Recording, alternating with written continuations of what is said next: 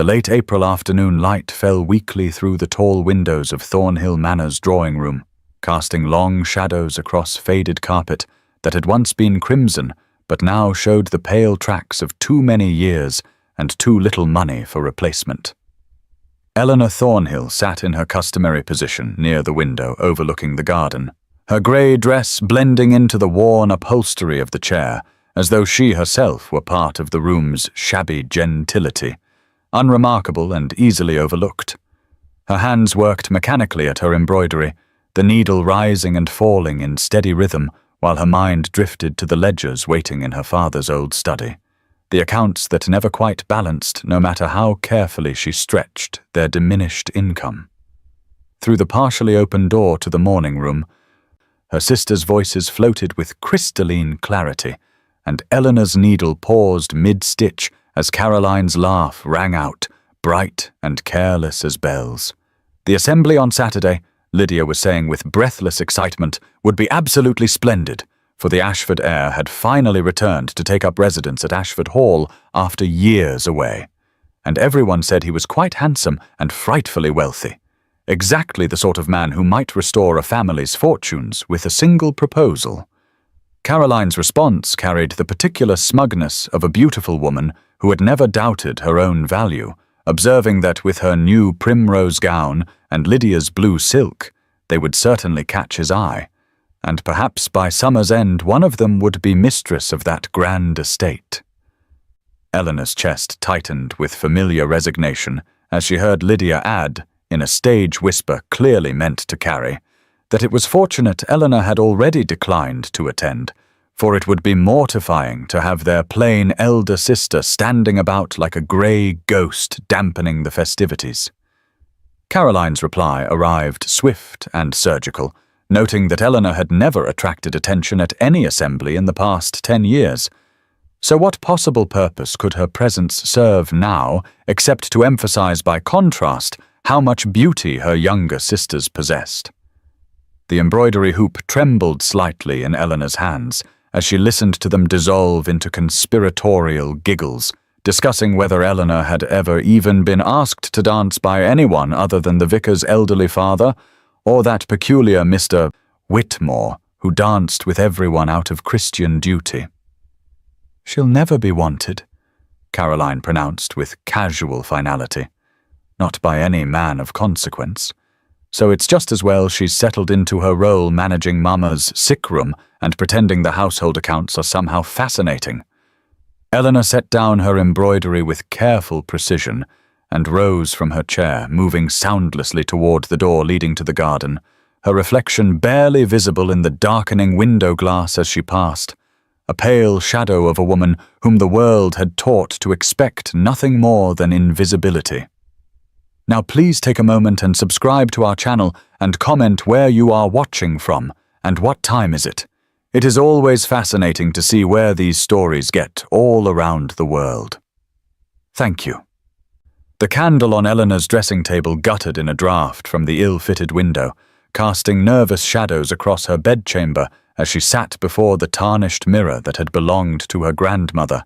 and studied the face that society had long ago deemed unremarkable. Through the wall separating her room from her sister's shared chamber, she could hear Caroline and Lydia's laughter still rippling like water over smooth stones, their voices bright with the thoughtless cruelty of women who had never known what it meant to be dismissed. Eleanor's hands trembled slightly as she unpinned her hair, letting the plain brown locks fall around her shoulders in waves that held neither the gold of Caroline's curls nor the lustrous darkness of Lydia's tresses, just a middling shade that disappeared in candlelight and failed to catch the eye in sunshine.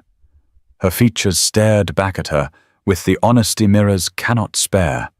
a face too long for classical beauty, cheekbones too sharp, nose too prominent, mouth too wide, chin too determined for the delicate femininity that gentlemen admired in drawing rooms and ballrooms throughout the county. Only her eyes held any distinction, a clear grey that her father had once called gentle and perceptive. But what value did perception hold when set against her sister's rosy cheeks and rosebud lips that smiled so prettily at every man who glanced their way. She touched the pearls at her throat, her mother's only remaining jewelry that had not been sold to pay the debts left by her father's optimistic investments and untimely death 5 years earlier, and wondered if she would wear them on Saturday after all, if perhaps her sisters were right that her absence would serve everyone better than her presence, standing along the wall watching younger, prettier girls spin through dances she had long ago stopped hoping to join. The books stacked on her bedside table seemed to reproach her for such weakness. Volumes on philosophy and agricultural improvement and poetry that she had borrowed from the circulating library and read by candlelight after her mother had taken her evening medicine and her sisters had finally exhausted their chatter about ribbons and suitors and the glorious futures they felt certain awaited them. Eleanor had once harbored dreams herself, foolish romantic notions she had carefully buried beneath the weight of ledgers and household management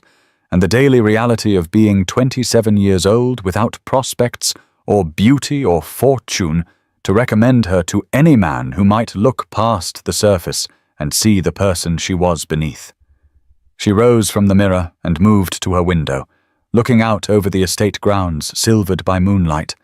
The gardens her mother had once kept immaculately now overgrown and wild from lack of funds to employ sufficient staff, and she made herself a silent promise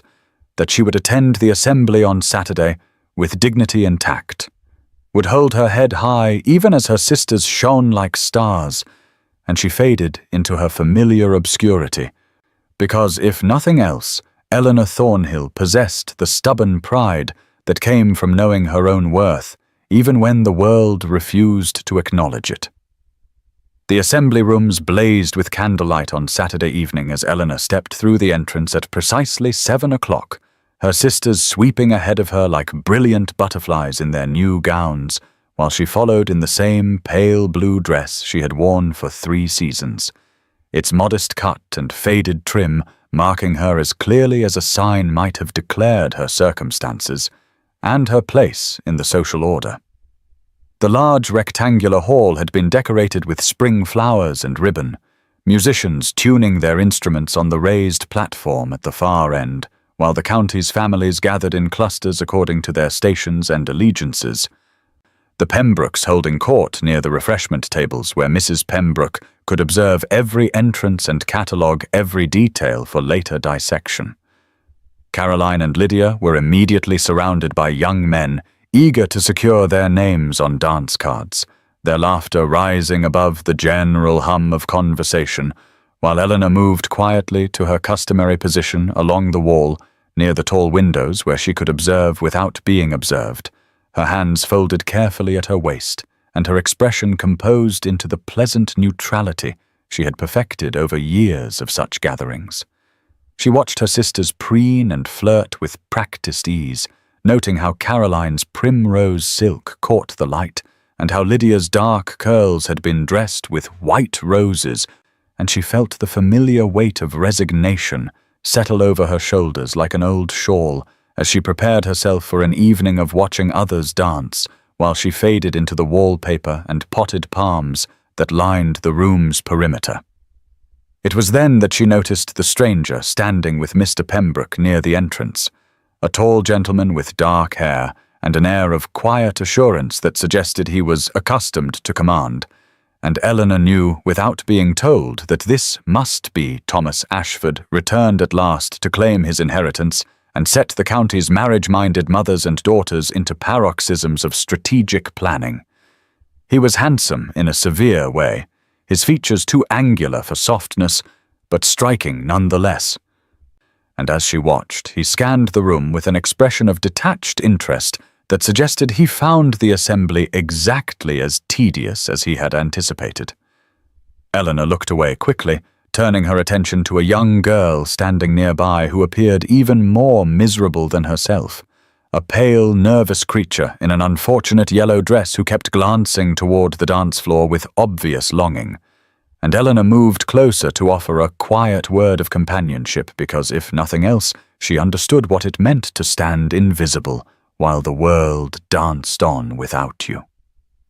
She did not see Thomas Ashford's gaze pause on her as she spoke gently to the girl, did not notice how his expression shifted from boredom to something like curiosity as he observed her kindness to someone even more overlooked than herself, did not feel the weight of his attention as she made the girl smile with some small joke about the unfortunate placement of the refreshment tables requiring navigation through gauntlets of gossiping matrons. When Eleanor finally glanced back toward where he had been standing, she found him looking directly at her across the crowded room, and for one startling moment their eyes met before she dropped her gaze in confusion, her heart beating strangely fast as she wondered what she had possibly done to attract the notice of the very man her sisters were so determined to capture. The minutes had somehow stretched and contracted until Eleanor found herself standing before Thomas Ashford at precisely 8:30 in the evening, introduced by Mr. Pembroke with an air of satisfaction that suggested he took credit for the acquaintance, and she could only manage a curtsy that felt both too deep and too shallow as she met the gaze of the man who had been watching her with such disconcerting attention. Mr. Ashford bowed with a precision that spoke of careful breeding, and said in a voice deeper than she had anticipated that he hoped she would grant him the honor of the next dance. And Eleanor felt the words lodge somewhere in her throat, because surely she had misheard. Surely he meant to ask one of the prettier girls clustered nearby who had fallen silent to observe this unexpected interaction. But he was extending his hand with patient expectation, and the musicians were beginning the opening measures of a country dance that would require them to stand opposite each other in the line, allowing for conversation between the figures, and Eleanor found herself placing her gloved hand in his and following him onto the floor in a daze of disbelief that made her stumble slightly as they took their positions. He steadied her with a touch to her elbow and asked if she was quite well, his expression one of genuine concern rather than the impatience she would have expected from a man obligated to dance with an ungraceful partner, and she managed to nod and collect herself as the dance began. And they moved through the familiar patterns she had learned years ago when her father was still alive and her prospects had seemed less completely foreclosed. During the first turn that brought them face to face, he asked if she had enjoyed Mr. Wordsworth's latest volume, and Eleanor blinked in confusion before remembering their discussion of poetry when she had spoken to the nervous girl in yellow, realizing with a start that he must have been close enough to overhear her mention of reading the lyrical ballads. She answered honestly that she found some of the pieces quite moving, though others struck her as overly simplistic, and she watched surprise flicker across his handsome features as though he had not expected such a measured critical response from a woman at an assembly. The dance separated them and brought them back together, and this time he asked what she thought of the new methods of crop rotation being discussed in agricultural circles. And Eleanor felt something loosen in her chest, because here at last was a man who wanted to talk about ideas rather than simply moving through the expected pleasantries of ballroom conversation. She told him about the innovations she had read of in one of the journals she borrowed from the library, methods that might improve yields without exhausting the soil, and she forgot to guard her words or make herself smaller as she always did in social settings, forgot that she was the plain sister in the faded dress until she saw Mrs. Pembroke staring at them with naked curiosity from her position near the refreshment tables. When the dance concluded and Mr. Ashford returned her to the side of the room, he thanked her for one of the most interesting conversations he had experienced in longer than he cared to admit, and Eleanor felt a dangerous flutter of hope take wing in her chest, even as she tried to crush it beneath the weight of all the reasons why his attention could not possibly signify anything more than a gentleman's courtesy to a lady who happened to share his intellectual interests. The carriage lurched forward into the darkness at precisely 11 o'clock, and Eleanor found herself wedged between Caroline and Lydia in the close confines of their aging vehicle as they made their way home along the rutted road from the assembly, her heart still beating with that strange, irregular rhythm that had begun when Thomas Ashford had looked at her across the crowded room and continued through their dance and conversation, that had felt more real than any interaction she could remember having in years. She was careful to keep her expression neutral and her hands folded quietly in her lap. But she knew her sisters had seen the dance and would have questions or comments or whatever form their attention might take. And she braced herself against the worn velvet seat as Caroline turned toward her with a smile that did not reach her eyes and asked in a voice dripping with false sweetness whether Eleanor had enjoyed her unexpected turn about the floor with the county's most eligible gentleman. Before Eleanor could formulate a response, Lydia laughed in that high, tinkling way she had perfected for ballrooms and drawing rooms, and said that it was quite charitable of Mr. Ashford to notice poor Eleanor standing alone by the windows looking so dreadfully forlorn. And surely he had only asked her to dance out of pity because everyone knew that gentlemen of his standing and fortune could have their pick of any lady in the room and would naturally prefer someone young and pretty rather than a faded spinster in an outdated dress. Eleanor felt the words strike like physical blows, each one landing with precision on the tender hope she had been foolish enough to allow to take root during those brief moments of conversation about poetry and agriculture and ideas that mattered more than the cut of a gown or the arrangement of curls. Caroline leaned closer in the darkness and said in a voice that managed to sound both concerned and cruel that she hoped Eleanor had not read anything into Mr. Ashford's politeness, because it would be mortifying for the family if Eleanor developed expectations where none could possibly exist.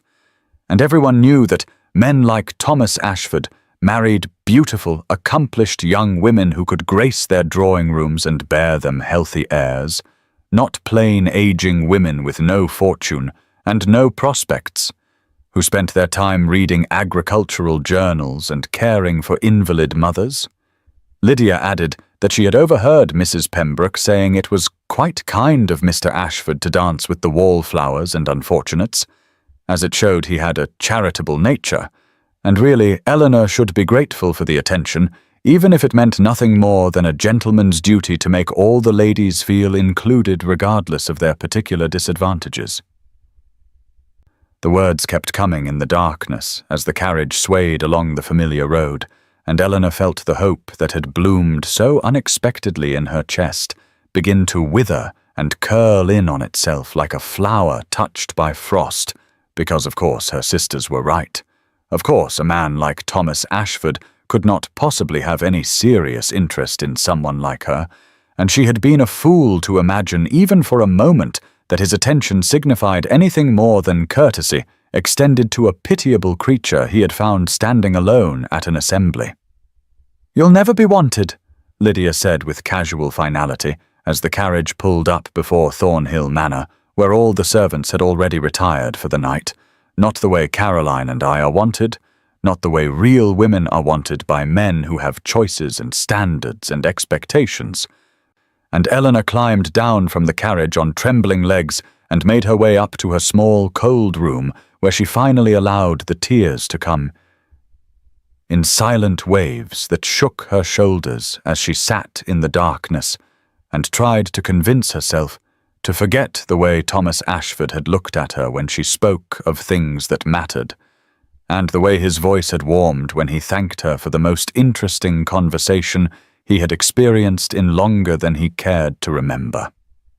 The calling card arrived at Thornhill Manor on Thursday afternoon at precisely 3:00, carried on the silver tray by their aging butler, whose expression betrayed nothing but whose presence in the drawing-room where Eleanor sat mending her mother's shawl suggested something unusual had occurred.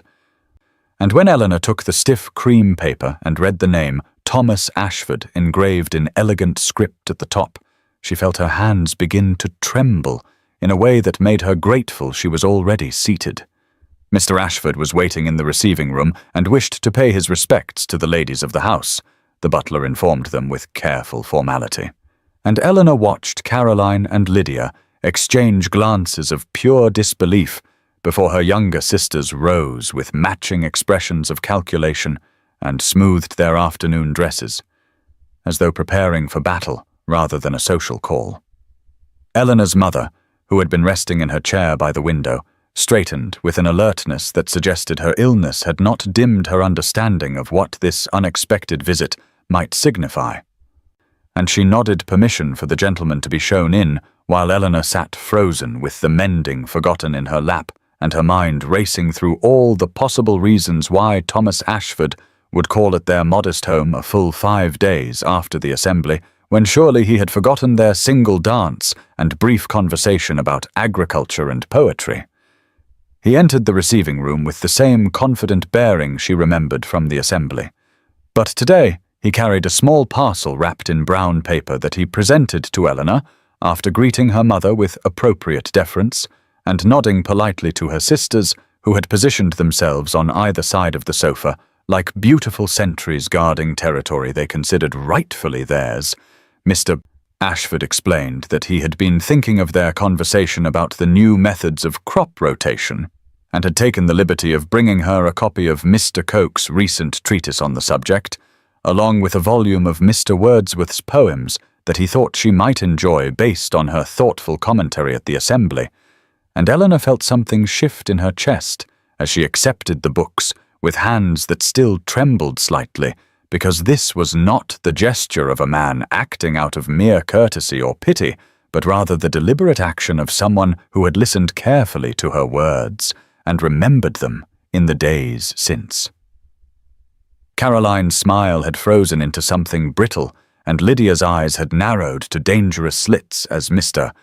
Ashford took the seat her mother indicated and proceeded to engage Eleanor in conversation about the innovations being discussed in agricultural journals, asking her opinion on specific techniques with genuine interest that suggested he valued her thoughts on matters of substance rather than simply making polite drawing-room talk. The tea arrived, and Eleanor found herself pouring with steadier hands as she explained her views on the balance between innovation and tradition in estate management, and she became so absorbed in the exchange of ideas that she almost forgot her sisters were watching with mounting fury until Caroline interrupted to ask sweetly whether Mr. Ashford would be attending the Pembroke ball in 3 weeks' time, a transparent attempt to redirect his attention that he deflected smoothly before returning his focus to Eleanor and asking whether she had read the latest essays on soil composition. Her mother watched the entire interaction with an expression Eleanor could not quite decipher, something between hope and concern,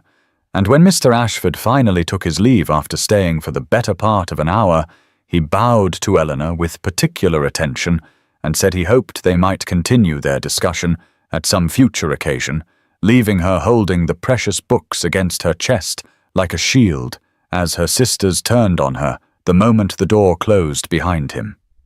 The oak-lined lane that marked the boundary between Thornhill and Ashford lands had become Eleanor's preferred walking path in the 2 weeks since Thomas Ashford's visit to us, not because she harboured any foolish hope of encountering him again, but rather because the solitude of the early morning hours allowed her to think without the weight of her sister's scrutiny, or the oppressive atmosphere of the manor where Caroline and Lydia had escalated their cruelty to levels that left Eleanor retreating to her room each evening with a kind of weary resignation.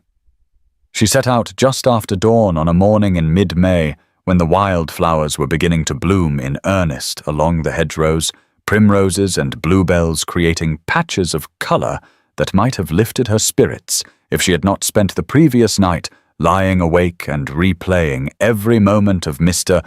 Ashford's visit while trying to convince herself that her sisters were right, and his attention signified nothing more than the courtesy of a well-bred gentleman toward an unfortunate acquaintance.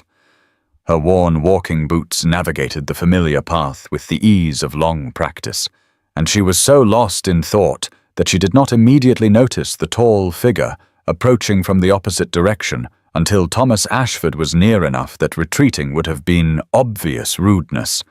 and she felt her heart begin that irregular rhythm again as he smiled with what appeared to be genuine pleasure at the encounter. He greeted her with a warmth that seemed excessive for a chance meeting on a country lane. and Eleanor felt herself growing flustered as she returned his greeting and made some awkward comment about the fine weather, while her mind raced to understand why he was walking this particular path at this particular hour, when surely a man of his position had more pressing concerns than mourning constitutionals along his estate boundaries. They fell into step together with an ease that surprised her,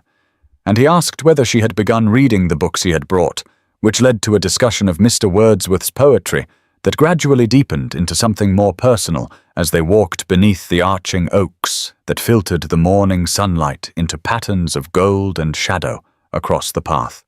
He told her, with a hesitation that suggested the confidence of vulnerability rather than weakness, about the woman he had been engaged to marry 5 years earlier, a beautiful, accomplished lady from London who had died of fever just 2 months before their wedding, and how he had retreated to his estate afterward and buried himself in the practical work of land management because the social world with all its shallow pleasures had seemed unbearable in the wake of such loss. Eleanor found herself sharing things she had never voiced to another soul, the dreams she had abandoned of travel and study, and a life beyond the narrow confines of her role as dutiful daughter and caretaker, and the way she had learned to make herself small and invisible because it hurt less than constantly confronting the evidence of her own inadequacy in a world that measured worth by beauty and youth and the ability to charm. The conversation carried them far beyond the boundary between their estates, and when they finally turned back, Eleanor realized that something fundamental had shifted in the space between them, a recognition of shared wounds and common understanding that felt more intimate than any declaration could have been, and she walked home with the morning sun warm on her shoulders and a feeling in her chest that she was terrified to name but could no longer entirely suppress. Eleanor returned from her morning walk with Thomas Ashford feeling as though something luminous had taken root in her chest, a warmth that radiated through her limbs and made even the familiar confines of Thornhill Manor seem less oppressive. And she moved through the afternoon hours with an unguarded lightness that she did not think to conceal as she helped her mother with correspondence and arranged the flowers for the dinner table with unusual care. The dining room that evening was filled with the golden light of late spring filtering through windows that overlooked the overgrown garden, and Eleanor took her usual seat across from Caroline and Lydia, with her thoughts still half occupied by the conversation beneath the oak trees and the way Thomas had looked at her when she had spoken of her abandoned dreams, as though they were not foolish fancies, but legitimate aspirations worthy of respect and consideration. She did not notice at first the way her sisters were watching her with an intensity that suggested predators observing prey.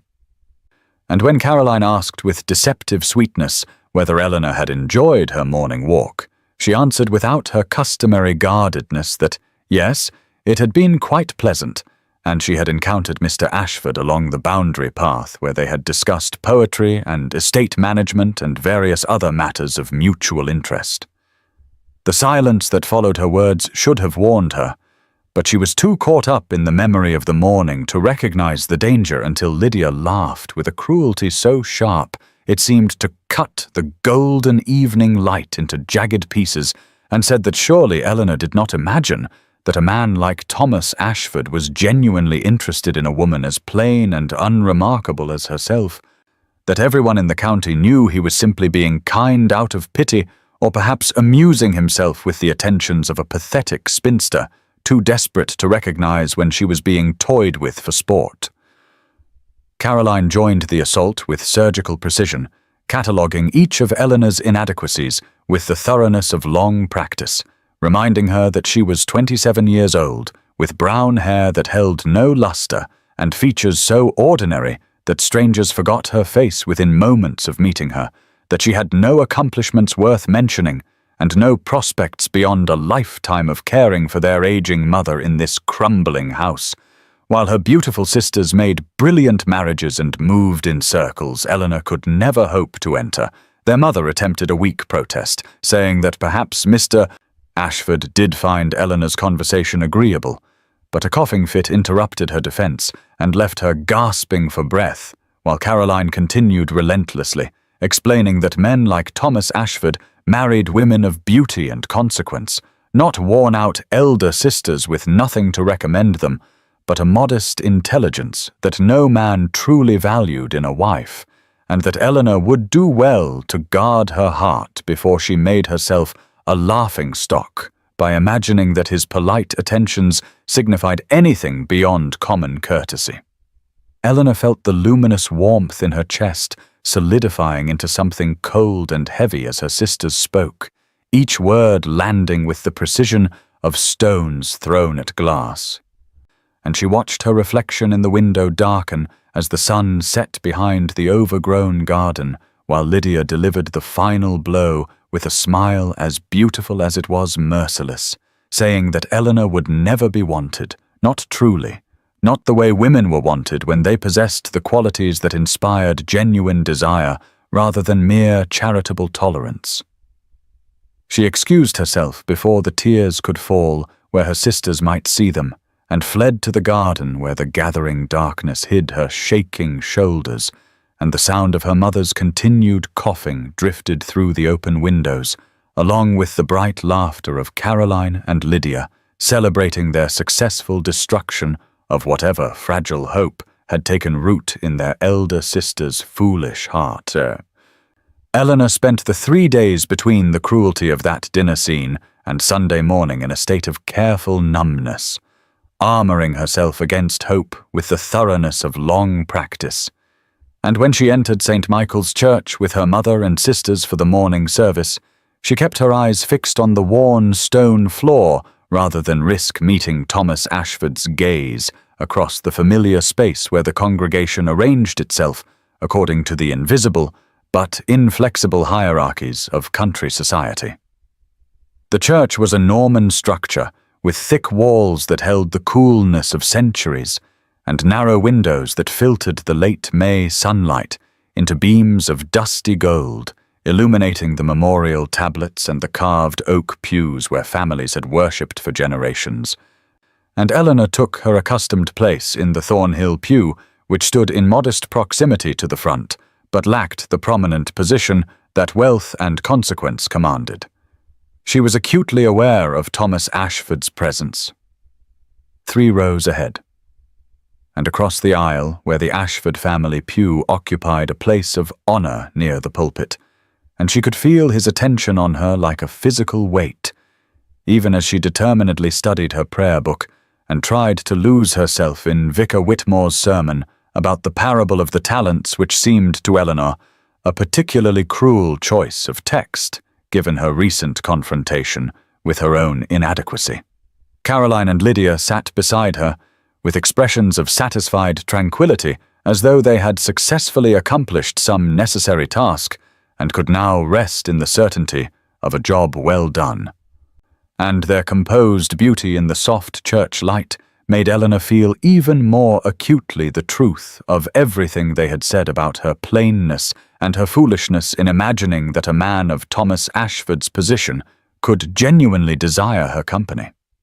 When the service concluded and the congregation filed out into the churchyard, where ancient yew trees cast long shadows across the weathered gravestones, Eleanor tried to maneuver herself into the protective center of a group of older women who were discussing the upcoming church fete.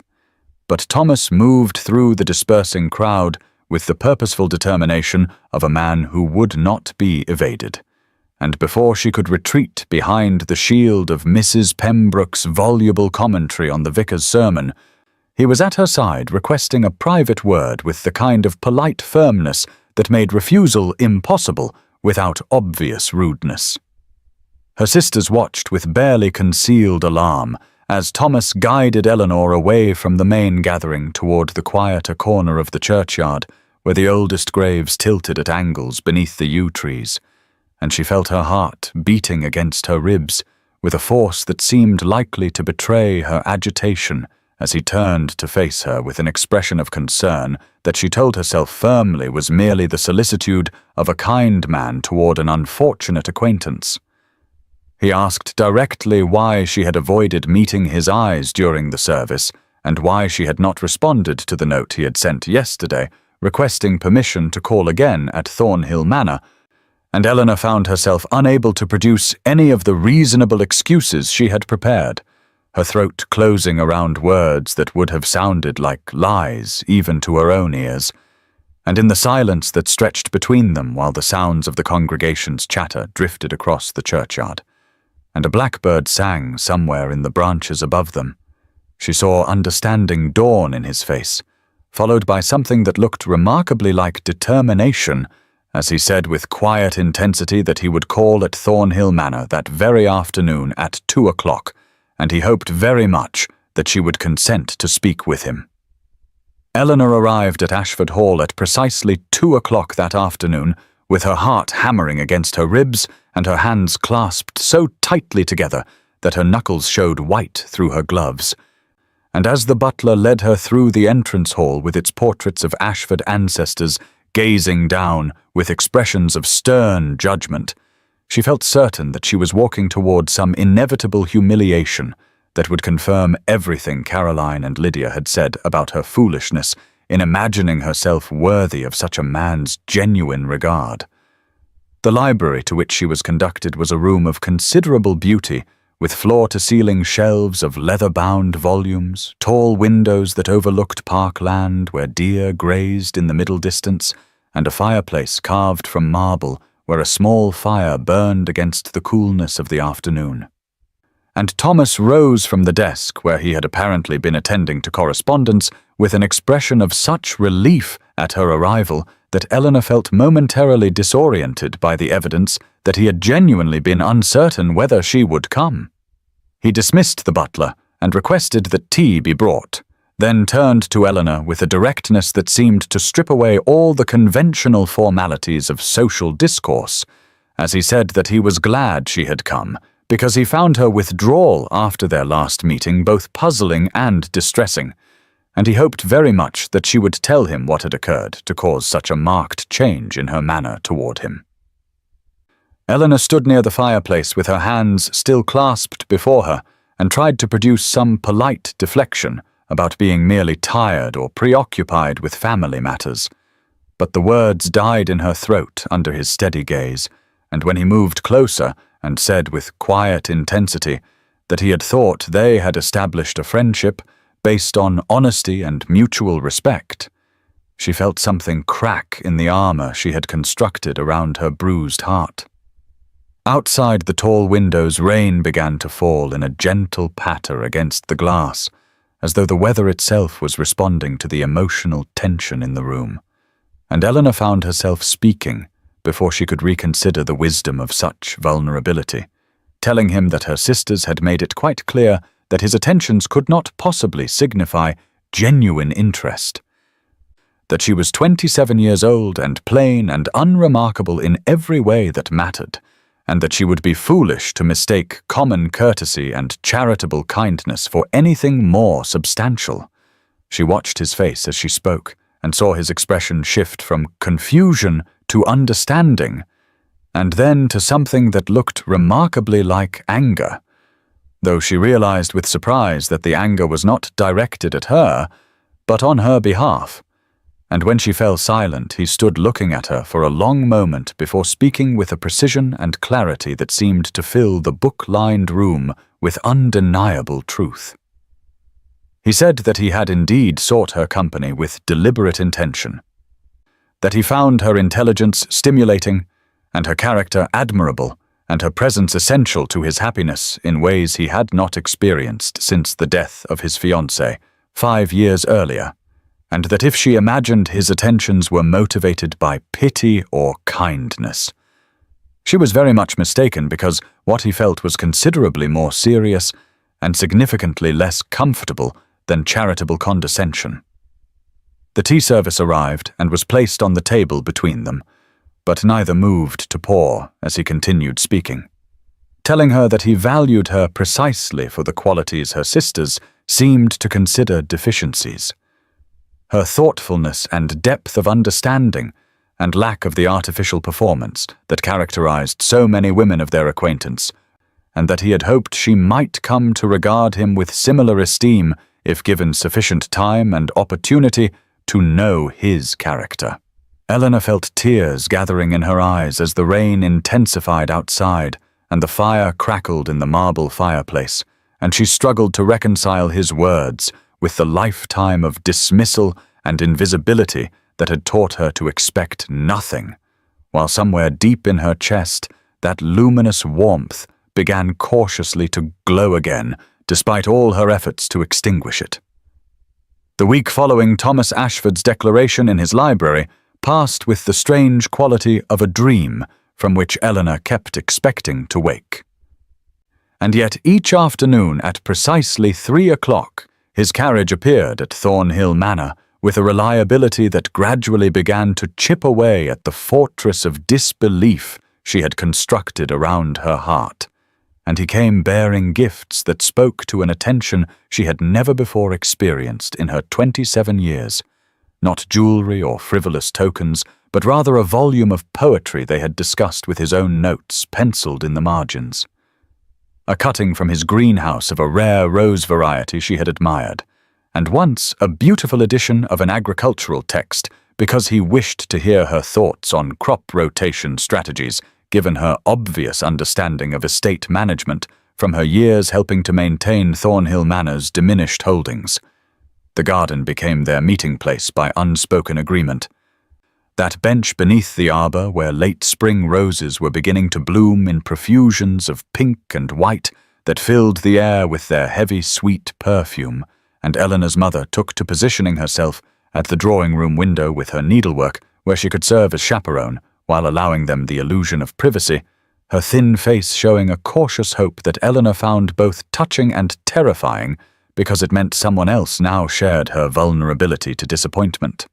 Thomas spoke to her as though her opinions held weight and value, asking her perspective on matters of estate business and current political developments, and the relative merits of various authors, and the conversation stretched longer with each visit until the servants began to raise eyebrows at the impropriety of such extended calls. But he seemed utterly unconcerned with propriety, or perhaps more accurately, he seemed to consider the building of genuine understanding between them more important than the arbitrary rules governing social interaction. Caroline and Lydia watched these developments with increasing alarm that manifested in escalating cruelty during the hours when Thomas was not present to witness their venom, and they took every opportunity to undermine Eleanor's fragile confidence with observations about how unusual it was for a man to court so persistently without declaring serious intentions, how the town was beginning to gossip about her presumption in entertaining a suitor so far above her station, how everyone knew that men of means often amused themselves with the attention of plain women before ultimately choosing beautiful wives.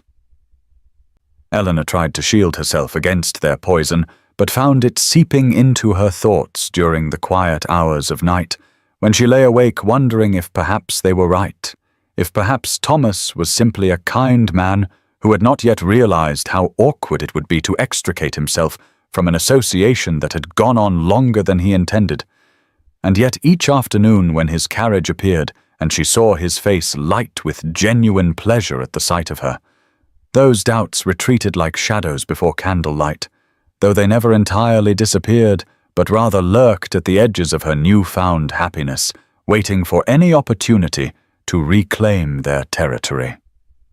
The Pembroke Ball on the evening of May the 29th was among the most significant social events of the county calendar, and held at the grand estate 3 miles north of Thornhill Manor,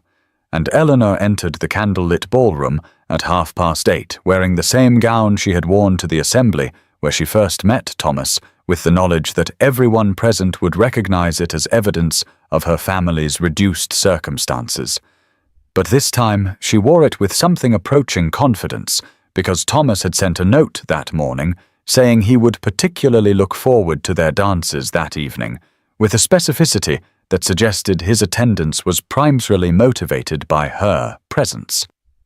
The ballroom was magnificent, with crystal chandeliers casting pools of golden light across polished floors, where couples were already moving through the figures of a country dance,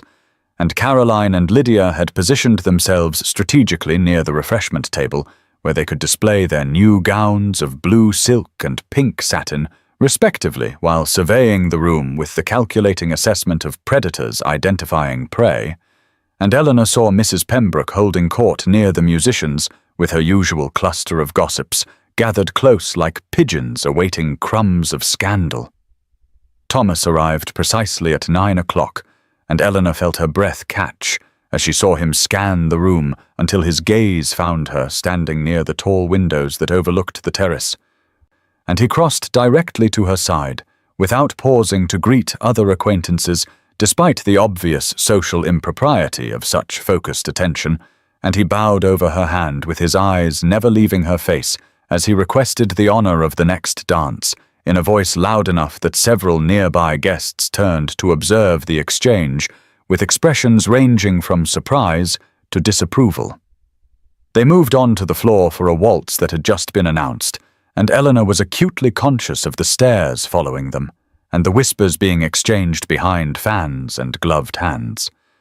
But Thomas seemed entirely unconcerned as he placed his hand at her waist with a proprietary confidence that sent warmth flooding through her despite the anxiety knotting in her stomach. He danced with her for that waltz and then remained at her side during the interval and claimed her again for the next set in a display of marked preference that was nothing short of scandalous, and Eleanor saw Caroline and Lydia watching with expressions of barely concealed fury,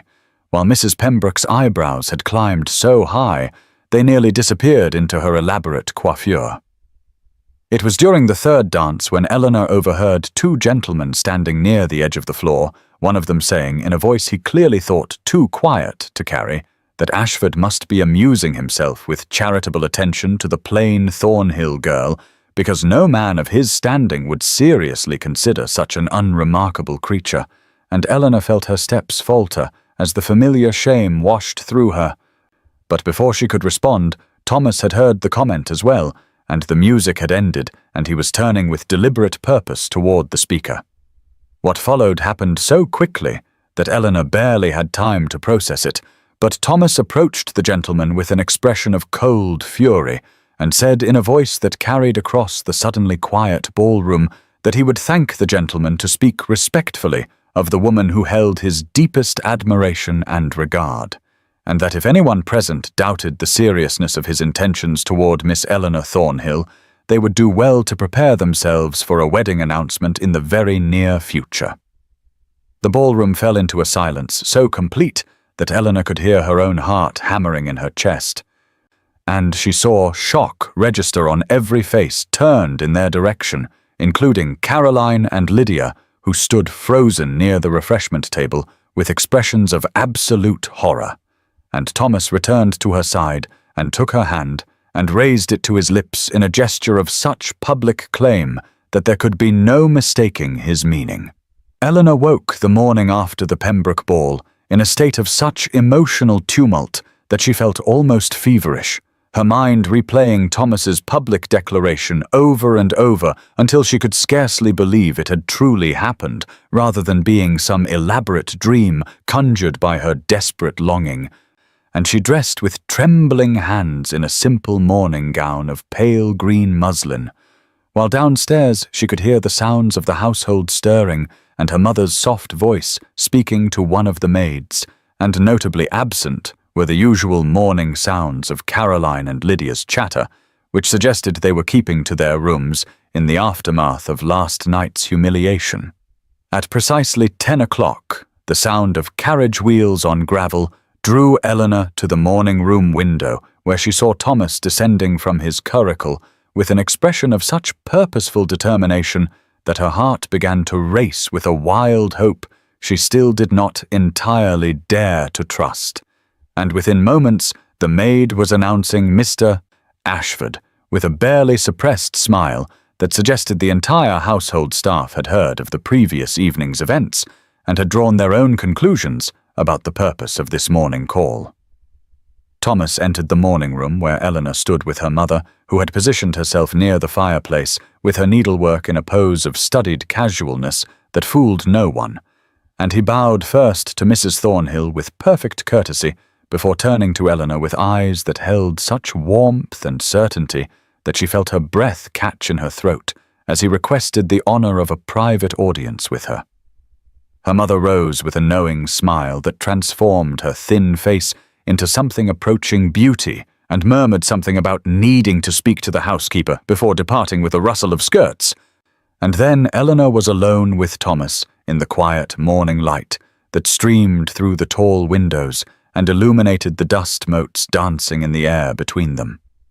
He crossed the room to stand before her and took both her hands in his with a familiarity that would have been shocking mere weeks ago, but now felt as natural as breathing. And he said her name with such tenderness that she felt tears begin to prick at her eyes, even before he began to speak.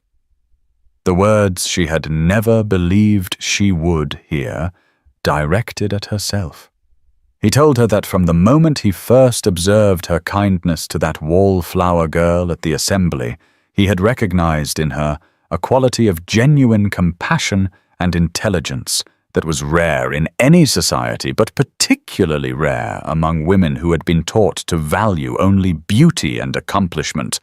and that with each subsequent encounter his admiration and regard had deepened into something far more profound, until he found himself unable to imagine a future that did not include her constant presence at his side.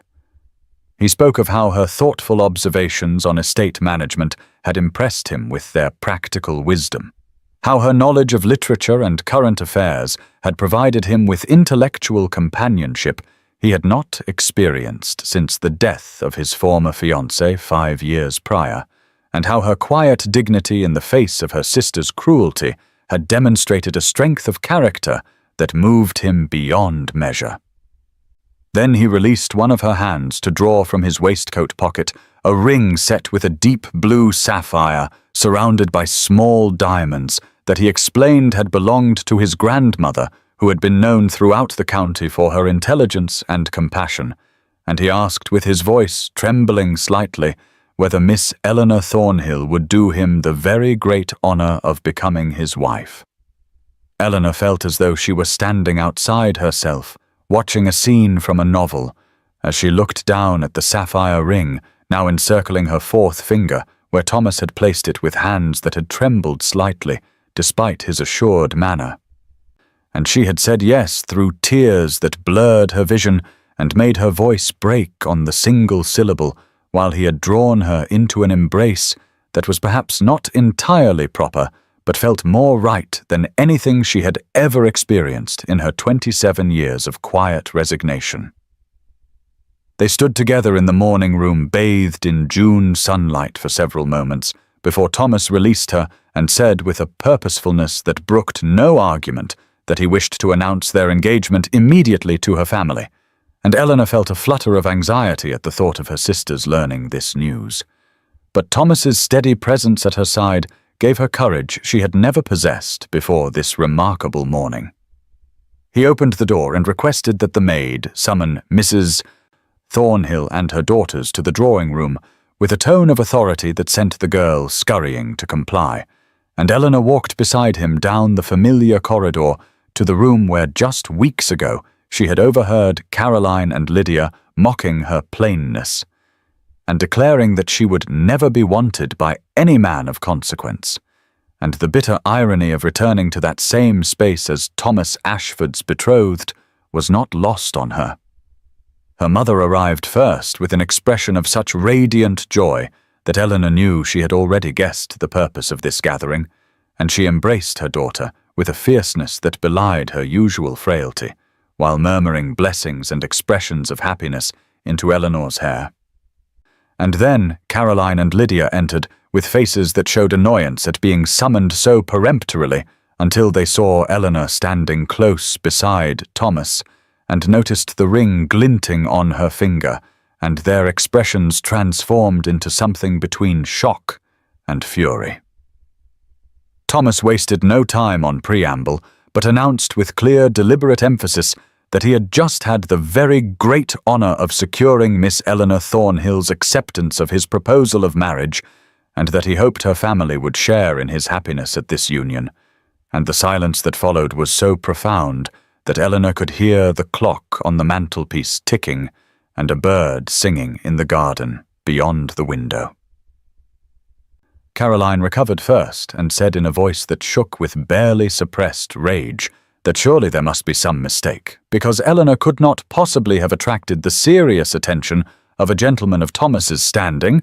and Lydia added with a cruel laugh that perhaps he was confused about which sister he meant to propose to, and Eleanor felt the familiar shame beginning to rise until Thomas stepped forward with an expression of such cold fury that both sisters actually took a step backward. He said in a voice that carried the weight of absolute conviction that he had never been more certain of anything in his life than he was of Eleanor's worthiness to become his wife, and that he found it remarkable that her own sisters could be so blind to the qualities of intelligence, compassion, and genuine goodness that made her superior to every other woman of his acquaintance, including and especially those who possessed only the superficial advantages of conventional beauty. He continued by observing that he had witnessed their treatment of Eleanor over the past weeks, and found it contemptible that sisters who owed their continued residence in genteel society to Eleanor's management of their reduced household and her sacrifice of her own needs for theirs should repay her with such vicious cruelty. And he assured them that, as his wife Eleanor would command the respect due to her position and character, and that he would not tolerate any future behavior that failed to recognize her true worth. The 2 weeks following Thomas's devastating rebuke of her sisters passed for Eleanor in a dreamlike haze of transformation that felt at times so surreal she would catch herself glancing down at the sapphire ring on her finger simply to confirm that she had not imagined the entire miraculous turn her life had taken. And the most remarkable aspect of this transformation was not the ring itself, nor even Thomas's continued devoted attention, but rather the complete reversal in how she was now treated by the very society that had previously rendered her invisible, or worse. The first and most significant evidence of this shift came just 3 days after the engagement announcement, when Mrs.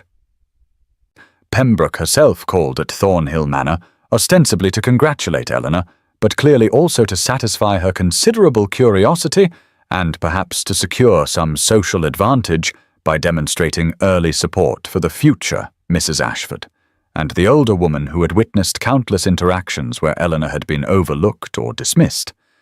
now addressed her with a deference that bordered on obsequious, while remarking repeatedly on qualities she claimed always to have noticed, including Eleanor's excellent management of her reduced household and her superior understanding of literature and current affairs. Thomas insisted on accompanying Eleanor to the modiste in town to commission her trousseau, an undertaking that would normally have been managed by female relatives, but which he declared himself determined to oversee because he wanted to ensure she had everything befitting her new position as mistress of Ashford Hall, and the dressmaker who had previously given Eleanor only perfunctory attention while lavishing care on Caroline and Lydia's orders, now fussed over her with an enthusiasm that would have been amusing had it not been so revealing of the mercenary calculations that governed social interactions. Caroline and Lydia were obliged by propriety to participate in the wedding preparations, despite their obvious anguish at doing so, and Eleanor observed with a mixture of satisfaction and genuine pity how diminished they appeared now that the dynamic between them had fundamentally shifted, for while they remained conventionally beautiful, that beauty no longer commanded the automatic social currency it once had now that Eleanor possessed what they had always assumed would be forever beyond her reach. Thomas's family descended upon the county to meet his chosen bride, including his married sister, Mrs. Harriet Langley, who had travelled from Derbyshire with her husband and 3 young children, and Eleanor had approached this meeting with considerable trepidation, fearing that his relatives would share the wider society's bafflement at his choice. But Harriet had embraced her with genuine warmth and declared that she had never seen her brother so content, and that any woman who could accomplish that transformation was welcome as a sister, regardless of whether she possessed a beautiful face or a large dowry. The town's attitude toward Eleanor underwent a similar evolution as Thomas's unwavering devotion and public displays of affection made it clear that this was no arrangement of convenience or charitable gesture, but rather a genuine love match, and she found herself invited to social events from which she had previously been excluded, while matrons who had never before acknowledged her now sought her opinion on various matters and positioned their unmarried sons and nephews to curry favor with the future Mrs. Ashford. Through all of this, Eleanor felt herself gradually shedding the protective armor of resignation she had worn for so many years. And though moments of doubt still surfaced, particularly late at night, when old patterns of self-deprecation would whisper their familiar poison, Thomas's steady presence and his evident pride in her company provided an antidote to those internal voices that had for so long told her she would never be wanted. Eleanor sat in the library at Ashford Hall week before her wedding day, the same room where Thomas had first dismantled her carefully constructed defenses and forced her to acknowledge that his interest was genuine. And now, as afternoon light slanted through the tall windows and illuminated the leather spines of hundreds of books that would soon be hers to read at leisure, she felt the familiar flutter of doubt rising in her chest, despite all the evidence of these past weeks that should have convinced her of her own worthiness. Thomas had stepped out momentarily to speak with his steward about some matter concerning the tenants. And in his absence, Eleanor found herself cataloguing the ways she might prove inadequate to the role she was about to assume, for mistress of Ashford Hall was a position that commanded respect and required capabilities she was not certain she possessed, and though she had managed her mother's reduced household with competence for years, that was a far different matter from overseeing an estate of this size, with its numerous servants and social obligations and expectations. When Thomas returned, he must have read something in her expression, because he crossed the room immediately and took both her hands in his, drawing her up from the chair where she had been sitting, and asked with such gentle concern what troubled her that she found herself confessing fears she had thought to keep hidden. Admitting that she sometimes woke in the night, convinced that he would eventually see what her sisters had always seen, and realize he had made a terrible mistake in choosing her. He was silent for a long moment, his grey eyes studying her face with an intensity that made her wish to look away, and then he said, in a voice that carried absolute conviction, that he needed her to understand something of vital importance, and he led her to the window that overlooked the gardens and the parkland beyond, stretching away toward the woods that marked the boundary of his property. He told her that when he had lost Margaret 5 years ago, he had believed himself incapable of loving again, and that he had in fact convinced himself he preferred solitude to the risk of such pain. But then he had seen Eleanor at the assembly and been struck not by any superficial attraction, but by the quiet dignity with which she carried herself, despite being so clearly overlooked and dismissed by those around her, and in the weeks since he had come to realize that what he felt for her was deeper and more substantial than what he had experienced even in his youth, because it was founded not on the unstable ground of physical attraction or social advantage, but on genuine admiration for her character and mind and spirit. He spoke of the future he envisioned, of children who would have her intelligence and compassion, of growing old together in this house, surrounded by books and meaningful conversation,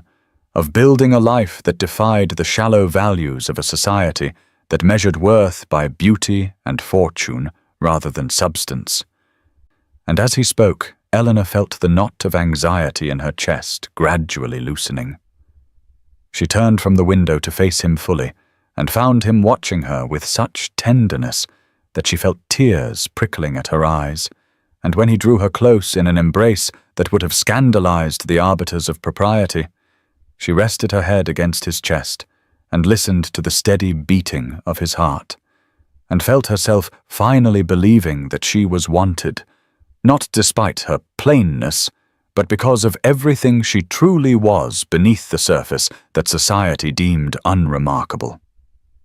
The morning of Eleanor's wedding dawned with the kind of crystalline perfection that seemed almost orchestrated by Providence itself. The late June sky stretching overhead in flawless azure, while a gentle breeze carried the scent of roses and honeysuckle through the open windows of Thornhill Manor, where Eleanor stood in her bedchamber being dressed by her mother and the lady's maid, Thomas, had thoughtfully sent from Ashford Hall to assist with the preparations. And as the maid fastened the last of the tiny pearl buttons running down the back of Eleanor's gown of ivory silk, overlaid with delicate lace that had cost more than anything she had ever owned in her entire 27 years, she caught sight of her reflection in the looking-glass and experienced a moment of such profound disorientation that she had to steady herself against the dressing table. The woman looking back at her was not beautiful by the standards that governed such judgments, for her features remained as unremarkable as they had always been, and her brown hair, though dressed with care, would never possess the lustrous gold of Caroline's, nor the rich auburn of Lydia's. But something in her expression had altered so fundamentally that she appeared almost transfigured, a radiance emanating from within that no cosmetic art could manufacture, and her mother standing beside her with tears streaming freely down her lined face, whispered that Eleanor's father would have been so very proud to see this day. By 11:30, the carriage arrived to convey them the short distance to St. Michael's Church, the same building where just weeks ago Eleanor had sat in her family's pew, feeling Thomas's concerned gaze upon her, and fighting the urge to flee from hope itself. And now, as the carriage rounded the final curve in the road, she could see that the churchyard was crowded with carriages and townspeople who had gathered to witness what had become the most discussed wedding in the county's recent memory, the shocking union between wealthy Thomas Ashford and plain Eleanor Thornhill that had confounded expectations and rewritten the social calculus by which worth was typically measured. Inside the church, the ancient stone walls were decorated with garlands of white roses and trailing ivy, and every pew was filled with faces both familiar and less so. The assembled guests representing a cross-section of county society, from the highest to the most modest. For Thomas had insisted that the celebration be open to all who wished to attend, rather than restricted to only the elite circles that typically monopolized such occasions. Eleanor's mother took her place in the front pew beside Harriet Langley and her husband, while Caroline and Lydia sat stiffly on the opposite side, their beautiful faces composed into expressions of forced civility that could not quite conceal the bitterness beneath, and Eleanor felt a fleeting moment of something that was not quite pity, but perhaps its more distant cousin, as she recognized that they would be forever imprisoned by the very values that had briefly elevated them and ultimately failed them so completely. Then the vicar nodded, and the small organ began to play, and Eleanor started down the aisle on unsteady legs, her eyes finding Thomas where he stood at the altar, looking impossibly handsome in his dark coat, with his grey eyes fixed upon her with such fierce devotion that she felt her remaining doubts evaporate like morning mist under sunlight. And when she reached him and placed her hand in his, she felt the rightness of it settle into her bones with absolute certainty. The ceremony itself passed in a dreamlike procession of sacred words and solemn vows, but Eleanor would remember with perfect clarity the moment when Thomas spoke his promises to her, for rather than simply repeating the traditional phrases, he paused and added, in a voice meant for her alone, but loud enough that those nearest could hear, that he pledged himself to the woman of intelligence and compassion and quiet strength who had captured his admiration and his heart, and that he considered himself the most fortunate of men to have recognized what others in their blindness had overlooked. The wedding breakfast at Ashford Hall unfolded in the grand hall that had been decorated with such lavish attention that Eleanor felt momentarily overwhelmed by the transformation of the familiar space into something approaching fairy tale splendor, the long tables draped in pristine white linen and adorned with arrangements of roses and peonies in shades of cream and palest pink, while sunlight streamed through the tall windows and cast patterns of gold across the polished floors, where guests moved in swirls of silk and superfine wool, their voices creating a pleasant hum of conversation punctuated by laughter that held none of the cruel edge Eleanor had learned to recognize in her years of being the subject rather than the participant in social gatherings. She sat beside Thomas at the head table, with her mother on her other side, looking happier than Eleanor had seen her in years, the illness that had so weakened her seeming to retreat in the face of such profound joy. And when Eleanor caught sight of Caroline and Lydia seated at a table near the back of the room, their beautiful faces tight with barely suppressed fury, she felt not triumph exactly, but rather a kind of peaceful satisfaction that came from knowing their power to wound her had been permanently revoked. The meal proceeded through multiple courses of remarkable quality.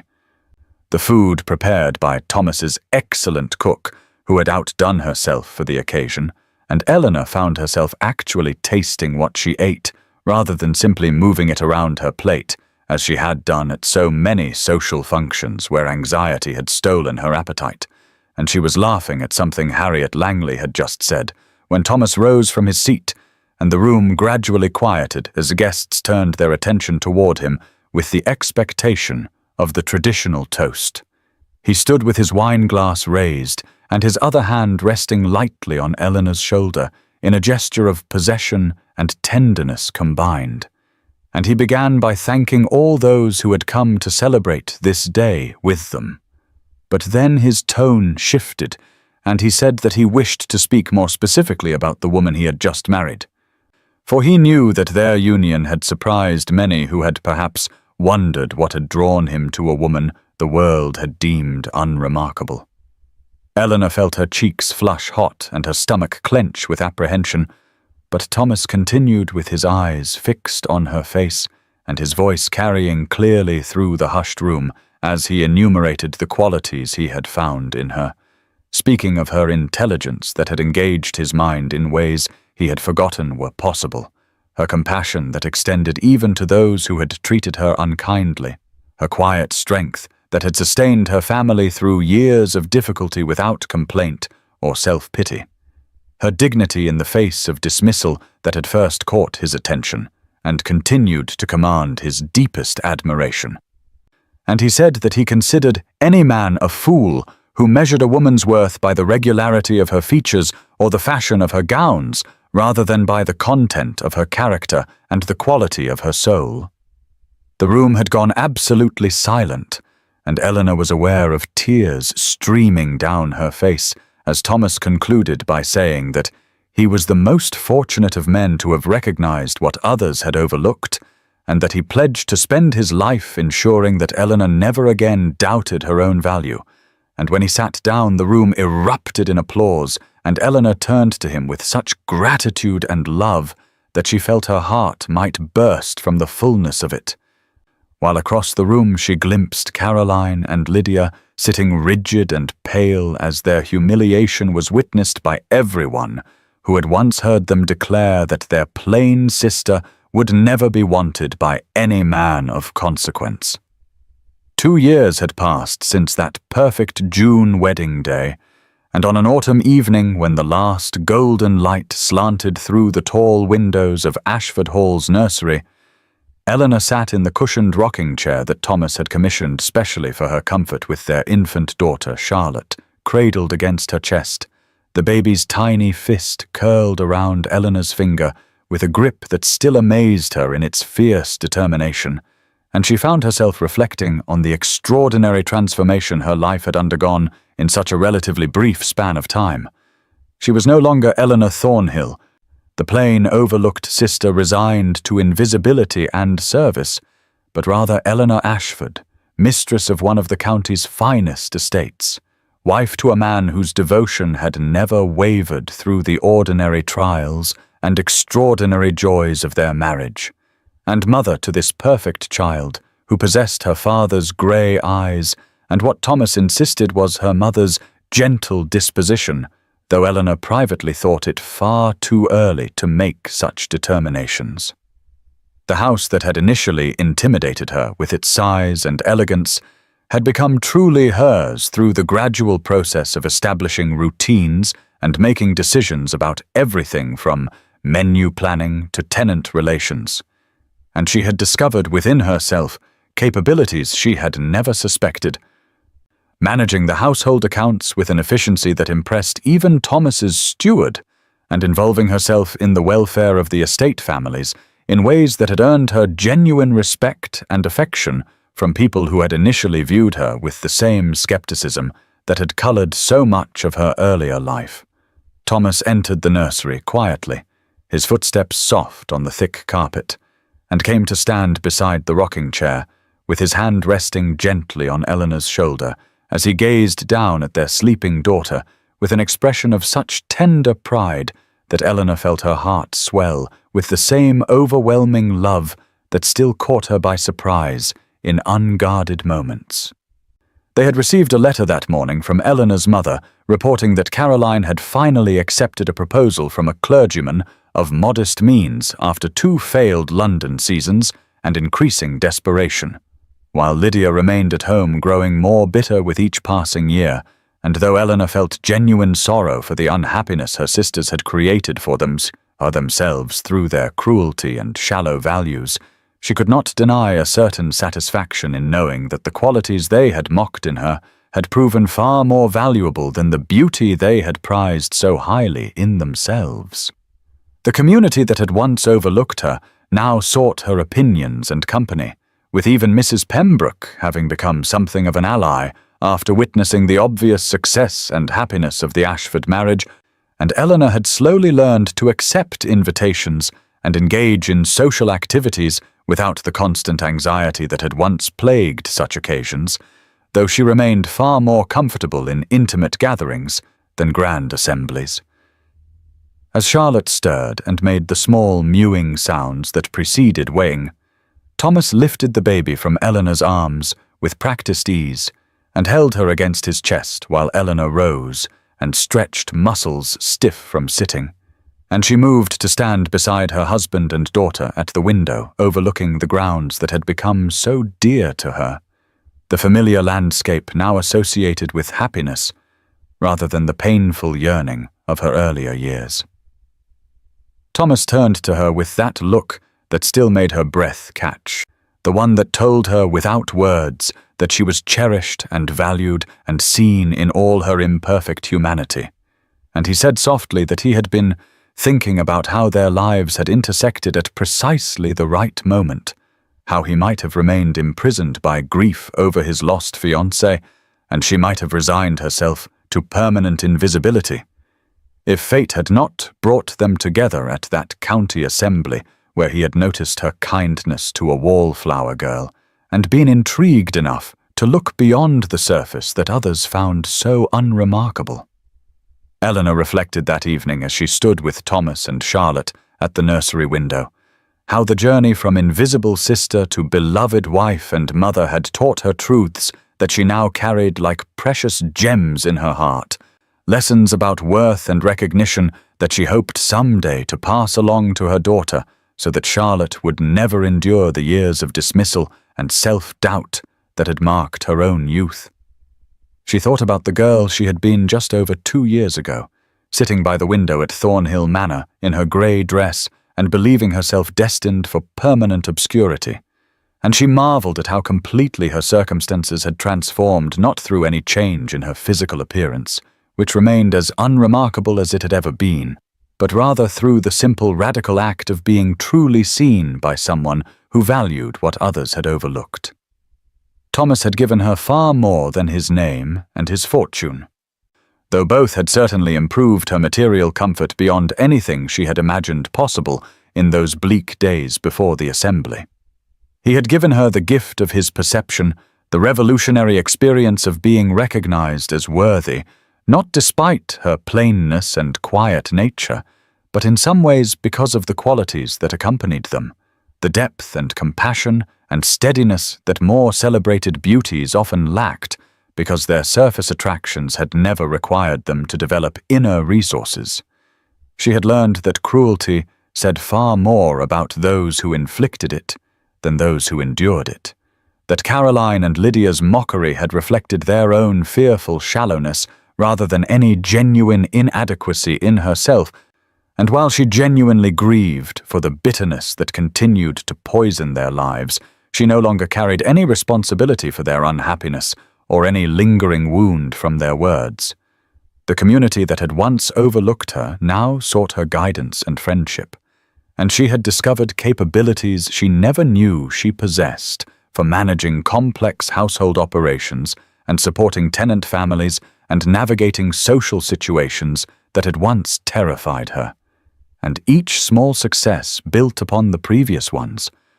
until she had become, in reality, the capable, respected woman that Thomas had somehow perceived in her from their very first conversation. She looked down at Charlotte sleeping peacefully in Thomas's arms and felt fierce, protective love surge through her,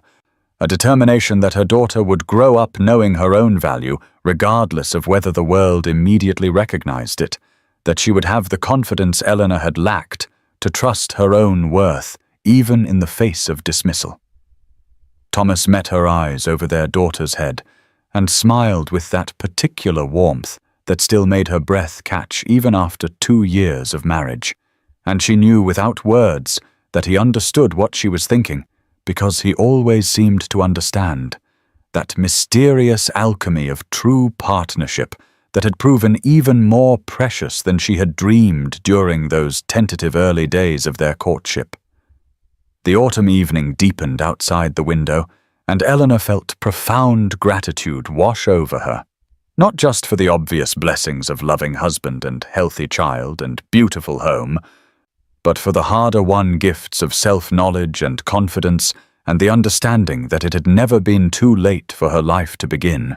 that the years of waiting and loneliness had not been wasted, but rather had shaped her into someone capable of receiving and returning the kind of love that now filled her days with meaning and joy beyond measure.